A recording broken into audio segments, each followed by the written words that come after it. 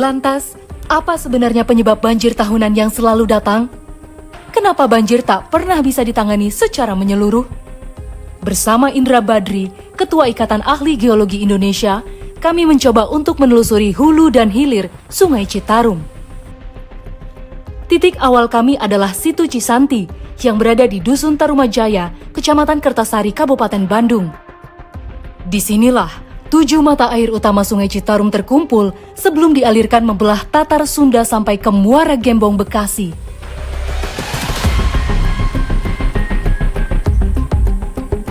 Jadi danau ini menampung mata air, ada 7 mata air ya yang tertampung di danau ini.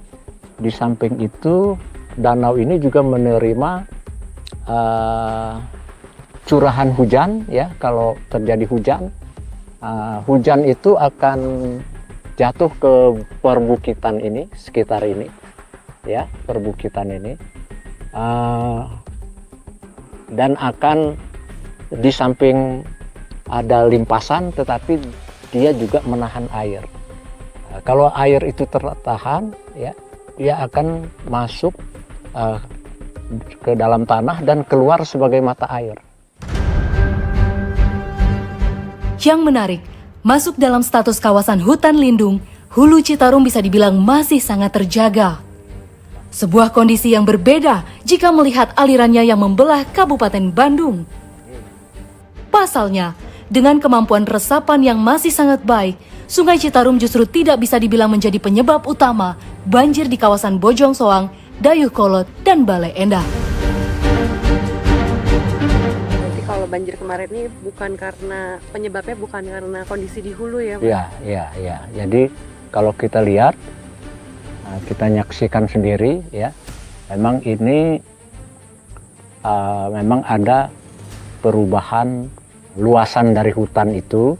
Kalau kita lihat data dari tahun 2017 itu memang ada perubahan ya, tapi perubahan itu kelihatannya bukan di daerah sini tapi di daerah pinggirnya ya, lereng-lereng bawah.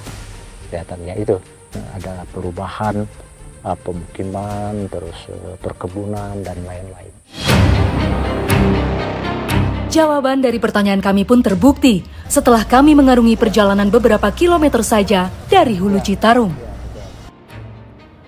Dari rindangnya hutan alami, pemandangan berubah drastis dengan banyaknya permukiman dan lahan perkebunan yang tersebar di sekitar lereng-lereng.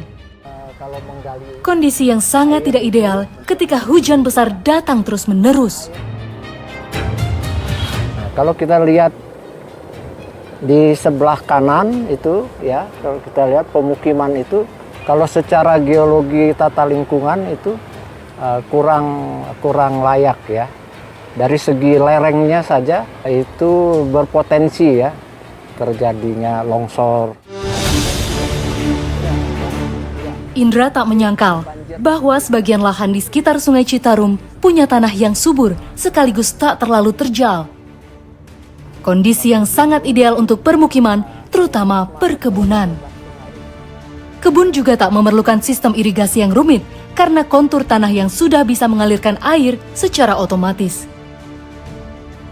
Tetapi, sebagai lahan yang sebenarnya dibutuhkan sebagai penahan air tanah, adanya perkebunan dan permukiman tentu membuat kawasan hilir rentan terkena banjir. Belum lagi penumpukan sampah yang mulai terlihat yang membuat daerah aliran sungai mulai tersumbat. Dampaknya di sini dalam waktu pengolahan itu terjadi pengolahan tanah, akan terjadi perombakan dari soil itu. Kemudian kalau datang hujan dia akan tererosi ya. Perjalanan kami lanjutkan menuju hilir. Disinilah hujan deras mulai membuat luapan di anak Sungai Citarum, mulai dari Cikapundung, Cipalasari, dan Cigede. Kapasitas aliran tidak cukup menampung limpasan air hujan yang masuk, membuat debit Sungai Citarum meningkat drastis. Dataran rendah yang berbentuk cekungan pun terkena imbasnya. Kali Citarum ini sungainya itu berliku-liku ya. Nah, ada yang disebut meander sungai ya.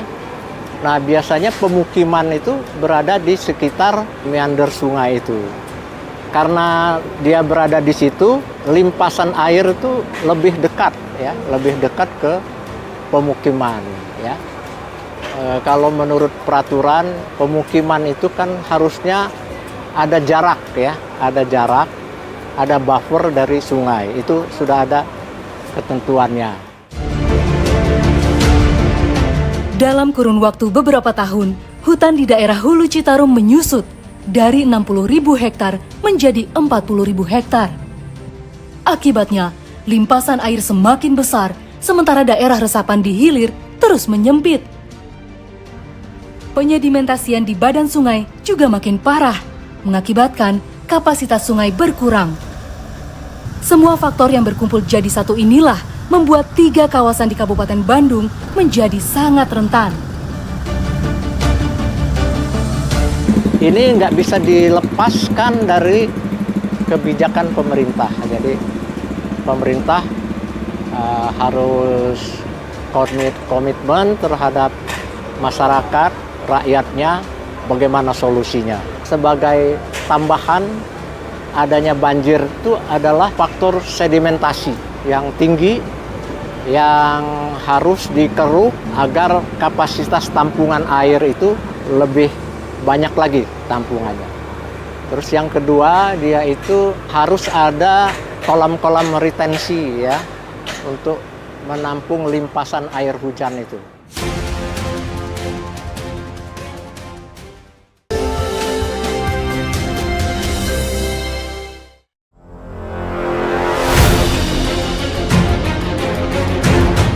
Setiap tahun, ceritanya selalu sama. Banjir datang, longsor terjadi, dan warga kembali kehilangan harta serta rasa aman. Tanpa mitigasi yang tegas dan konsisten, banjir dan longsor tidak akan pernah selesai. Dan warga akan terus menjadi korban dari kesalahan yang bukan milik mereka. Di Kabupaten Bandung, bencana bukan lagi peristiwa langka, melainkan rutinitas yang dihafal warga tiap musim hujan.